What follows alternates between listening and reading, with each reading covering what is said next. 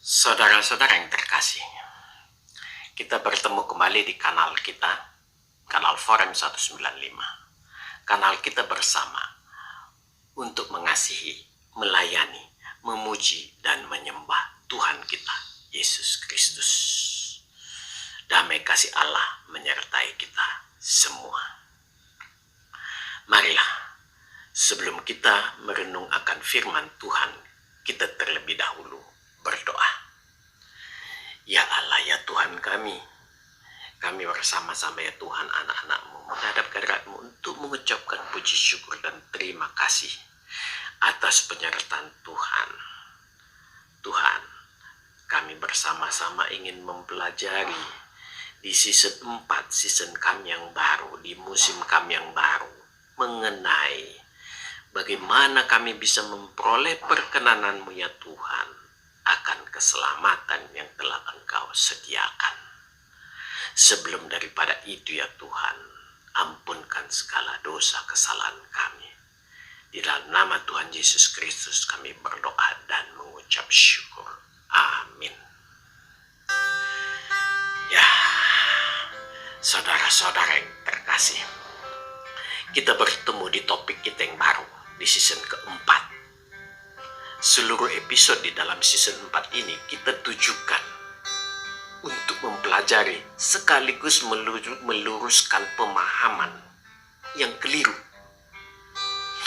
yang dianut banyak orang Kristen mengenai keselamatan. Bagaimana kita bisa mengatakan pemahaman yang keliru? Ya, kita harus jujur mengakui memang sangat banyak orang Kristen yang begitu menggampangkan tentang keselamatan, seolah-olah keselamatan dan diselamatkan semudah mengucapkan kata-kata "aku percaya" di bibir, yang seharusnya kata-kata tersebut bernilai sakral. Akibatnya muncullah kelompok orang-orang yang tampak rohani, padahal sebenarnya tidak memiliki fondasi rohani dari dalam hatinya.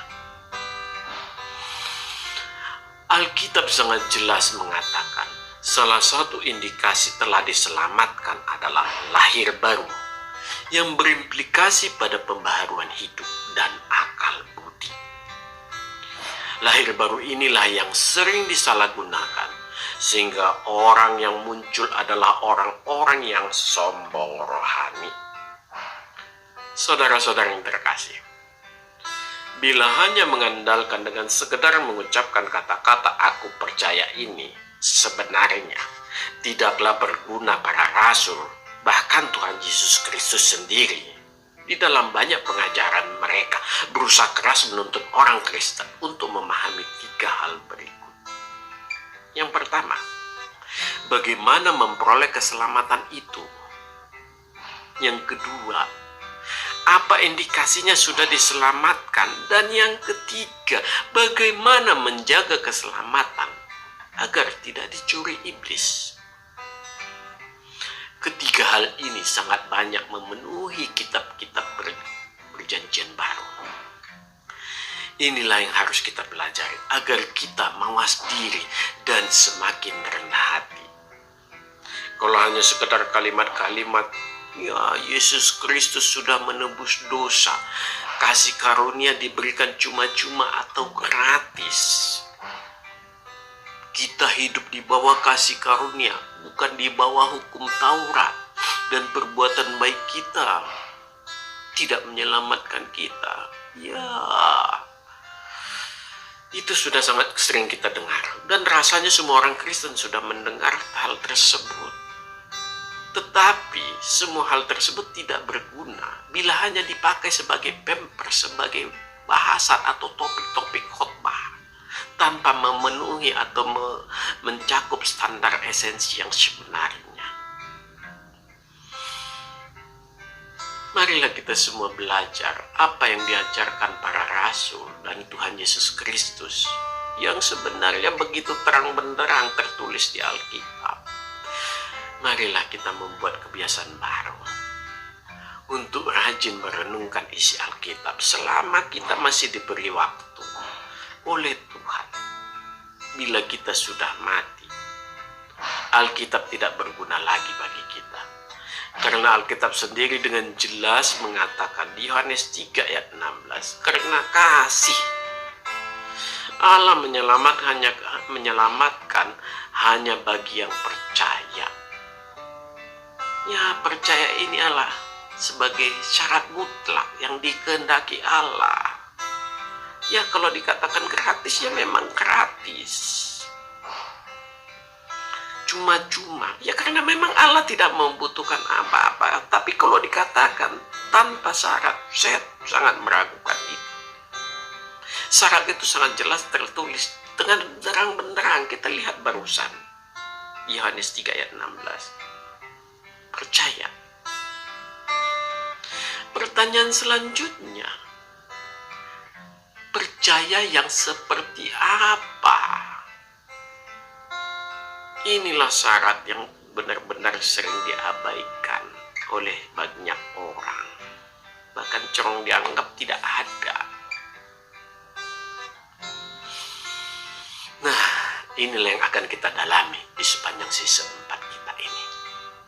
Kita mengawali tentang Allah kita sendiri. Seperti apa Allah, bagaimana keberadaan Allah, mengapa dia menyelamatkan, bagaimana dia menyelamatkan, dan apa yang harus kita lakukan untuk memperoleh perkenanannya akan keselamatan itu, serta menjaganya. Marilah kita belajar untuk lebih mendalami secara bersama-sama, secara berurutan untuk menguatkan fondasi pemahaman kita yang akan semakin mendalam seiring dengan meningkatnya episode dari episode 1, 2 dan seterusnya. Saudara-saudara dan para sahabat kanal Forum 195 yang terkasih, di episode 1 ini kita bersama-sama merenung tentang keberadaan Allah dilihat dari ciptaannya. Dalam perenungan kita ini, kita melihat bukti-bukti keberadaan Allah untuk menjawab kalangan ateis dan universal yang menentang tentang eksistensi Allah. Bila ada pertanyaan sederhana diajukan ke kita semua, adakah Tuhan di dunia ini? Sebuah pertanyaan yang sebenarnya sangat simpel, akan tetapi tetap membutuhkan keseriusan untuk menjawabnya. Sebenarnya jawaban atas pertanyaan ini ada 3. Bila dilihat dari 3 kelompok manusia secara umum. Yang pertama, kalangan ateis. Mereka akan menjawab dengan sederhana juga, Tuhan itu tidak ada. Karena tidak ada sesuatu pun yang dapat menjadi bukti akan keberadaan Tuhan. Hanya sampai di sini jawabannya. Mereka tidak akan pernah mau berargumen lebih dalam. Mengapa seperti itu? Karena hati kecilnya sendiri juga meragukan atas jawabannya. Dari kalangan pemuka agama sudah sangat banyak menjawab penolakan kalangan ateis ini. Mereka memberikan ilustrasi-ilustrasi tentang angin yang tidak bisa dilihat tapi terasa ada.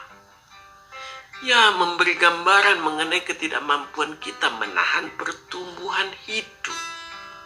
Pertumbuhan atau kehidupan di dalam tingkat sel yang tidak bisa kita amati, tidak bisa kita lihat.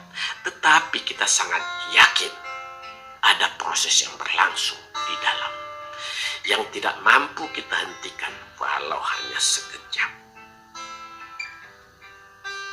Dan banyak contoh-contoh lainnya. Dalam tanda kutip, ketidakmampuan kalangan pemuka agama untuk lebih meyakinkan kalangan ateis ini membuat semakin banyak penganutnya. Yang kedua, kalangan penganut universal. Kalangan ini percaya akan adanya sesuatu yang menciptakan dunia ini dan yang memeliharanya. Kalangan ini tidak memakai istilah Tuhan, tetapi memakai istilah sesuatu. Sesuatu itu memungkinkan alternatif bahwa manusia diciptakan oleh suatu komunitas yang berteknologi jauh di atas manusia. Bahkan memungkinkan suatu pendapat bahwa manusia sebenarnya sekarang ini hidup di dalam sebuah program komputer. Jadi hanya salah satu program di dalam komputer. Sebenarnya harus kita akui, kelompok ini lebih fair atau lebih jujur dari para kalangan ateis. Karena apa? Karena mereka memiliki argumen. Ada yang memulai, ada yang menciptakan, dan kemudian ada yang memelihara. Walaupun mereka tidak menyebut Tuhan, tetapi sesuatu. Ketidakmampuan kelompok penganut universal ini adalah menjawab yang tadi mereka sebut dalam tanda kutip itu, sesuatu itu sebenarnya seperti apa? Sesuatu yang seperti apa sebenarnya yang mampu mengatasi atau menguasai seluruh ilmu pengetahuan? Di sini harus kita katakan seluruh ilmu pengetahuan. Jadi bukan sekedar teknologi. Mengapa demikian? Mengapa bukan teknologi? Ya, ternyata alam semesta dengan seluruh isinya ini tidak diatur dengan teknologi. Ternyata bila kita amati dengan seksama dan langsung secara komprehensif aplikatif, presentasi teknologi bisa kita pastikan 0%. Ternyatalah alam semesta ini diatur dengan seluruh hukum-hukum. Sekali lagi saya katakan seluruh hukum secara terus-menerus, bahkan hukum-hukum yang belum kita kenal sama sekali. Tetapi efeknya ada. Yang lebih unik, hukum yang mengatur alam semesta ini adalah hukum yang sangat mendasar, sangat dasariah sekali, sangat elemental sekali. Bila dianalogikan hidup bagaikan di dalam komputer, ternyata pendapat ini tidak bisa dipertanggungjawabkan. Karena bila kita menyelidiki lebih mendalam, kemampuan komunitas yang sangat maju seperti apapun belum mampu, tidak akan pernah mampu untuk membuat teknologi dengan menciptakan alam semesta. Terlebih bila kita lihat alam semesta yang terus berkembang di dalam ketiadaan. Ya, alam semesta berkembang di dalam ketiadaan. Sangat berbeda seperti kita meniup balon. Balon mengembang di tangan kita. Tangan kita berada di udara di sekitar kita. Tidak demikian dengan alam semesta. Alam semesta mengembang di dalam sesuatu yang belum ada. Ya, nanti akan kita lihat di episode-episode yang selanjutnya. Seperti apa ketiadaan ini. Kita memang boleh dikatakan hidup bagaikan di dalam komputernya Tuhan, tetapi Tuhan tidak pernah memprogram baik kita manusia maupun alam semesta. Semua berkreasi, baik sendiri-sendiri maupun secara komunitas. Semua ini diperlihatkan juga oleh Alkitab. Karena itulah kekristenan tidak menganut adanya takdir. Ya, kita tidak menganut adanya takdir bagaikan sebuah program komputer. Sebagai pencipta yang maha segalanya, Tuhan mengetahui segala sesuatu mengenai kita, tetapi Dia tidak mempengaruhi pilihan-pilihan hidup yang ada di hadapan kita. Mengapa demikian? Karena di awalnya manusia diciptakan Tuhan sedemikian sempurna. Manusialah yang merusak dirinya sendiri, menjadi berdosa. Semua karena pilihan-pilihan hidup.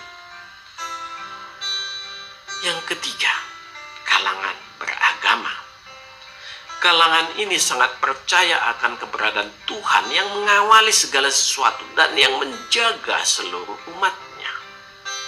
Ini yang akan kita kembangkan di dalam episode-episode pemahaman kita tentang bertuhan ke depan. Para sahabat dan saudara-saudara yang terkasih, Memanglah kita tidak bisa meniadakan yang tadi kita sebut dalam tanda kutip sesuatu.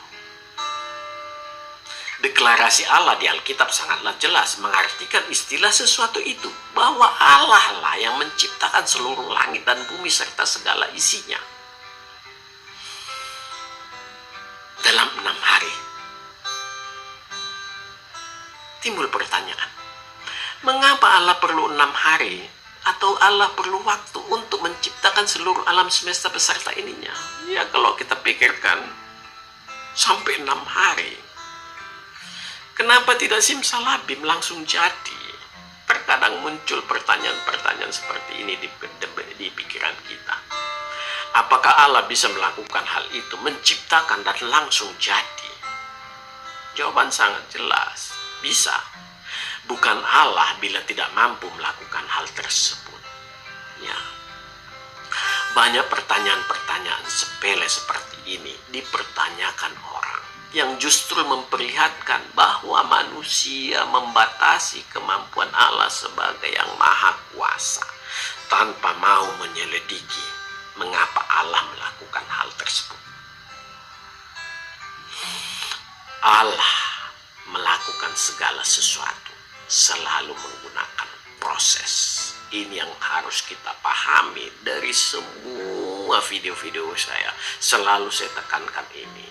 Allah dalam melakukan segala sesuatu menunjukkan dalam bentuk tahapan proses. Inilah cara Allah. Inilah cara yang ditempuh Allah. Dia memberi proses pembelajaran kepada manusia untuk mau menempuh cara yang sama. Inilah pesan yang tersembunyi dari Allah di dalam setiap tahapan penciptaan. Dan Allah tahu bahwa pada suatu saat manusia akan mampu untuk mencari tahu mengapa dan bagaimana Allah bekerja. Itulah yang diinginkan Allah sebenarnya. Allah ingin kita belajar untuk mengetahui bagaimana cara Allah bekerja, agar kita mau belajar mengikuti tahapan proses di dalam menjalani kehidupan. Tahapan proses yang diberikan Allah ini sangat jelas tampak dari hukum-hukumnya yang mau tidak mau harus diikuti seluruh ciptaannya agar tidak mengalami kemusnahan atau kebinasaan. Seluruh hukum, baik yang sudah dikenal manusia maupun yang belum dikenal manusia, sudah diterapkan Allah di dalam seluruh ciptaannya, baik di bumi maupun seluruh isinya, sampai ke alam semesta yang maha luas. Jadi, hukumnya tidak hanya bagi manusia, tetapi juga bagi sistem alam semesta. Artinya diterapkannya bagi seluruh ciptaannya. Untuk apa? Hanya satu jawabannya, Allah itu kasih. Karena kasihnya dia tidak ingin ciptaannya musnah karena melanggar hukumnya. Allah menginginkan keharmonian, karena di dalam keharmonian maka akan diperoleh keindahan. Dan dari dalam keindahan itulah akan tampak memancar kemuliaan Allah. Pengaturan tentang hukum-hukum alam semesta inilah yang tidak bisa dibantah oleh seluruh ilmuwan dan para ateis. Tampaklah bahwa alam semesta dan seluruh isinya ini berada di dalam kendali sesuatu yang memiliki integritas dan bertanggung jawab. Mengapa kita katakan berintegritas dan bertanggung jawab? Kita bisa membayangkan bila pencipta alam semesta ini tidak berintegritas dan tidak bertanggung jawab, maka sudah pasti dunia yang tercipta akan hancur lebur kembali dalam hitungan detik setelah tercipta. Disinilah peran sesuatu ini yang memiliki integritas dan bertanggung jawab itu. Dia memberikan hukum yang harus diikuti seluruh ciptaannya supaya tidak mengalami kebinasaan. Memanglah tidak akan pernah ada seorang pun di dunia ini yang bisa dikatakan penganut ateis murni dan universal murni. Dia tetap tunduk kepada sesuatu ini. Itulah Tuhan. Amin. Tuhan memberkati kita semua. Marilah kita berdoa. Ya Allah, ya Tuhan kami sudah menyelesaikan episode 1 ini ya Tuhan, di season 4. Izinkan kami Tuhan untuk belajar kembali di episode-episode selanjutnya Tuhan, supaya kami memperoleh benang merah untuk benar-benar paham tentang materi kami di season 4, yaitu memperoleh perkenanan-Mu akan keselamatan. Dengan demikian kami mengerti benar ya Tuhan, bahwa Engkaulah sumber kehidupan, bahwa Engkaulah yang membimbing seluruh umat manusia, bahwa Engkaulah yang menyelamatkan dan menuntun kami ke rumah-Mu, sehingga kematian anak-Mu ya Allah tidak sia-sia di kayu salib, karena kami memperoleh itu semua. Sebelum daripada itu Tuhan, ampunkan segala dosa kesalahan kami. Ampunkan Tuhan, rendahkan hati kami. Terima kasih ya Bapa. Di dalam nama Tuhan Yesus Kristus kami berdoa dan mengucap syukur. Amin. Tuhan memberkati kita semua. Saudara-saudara yang terkasih, marilah kita masuk ke saat teduh sejenak.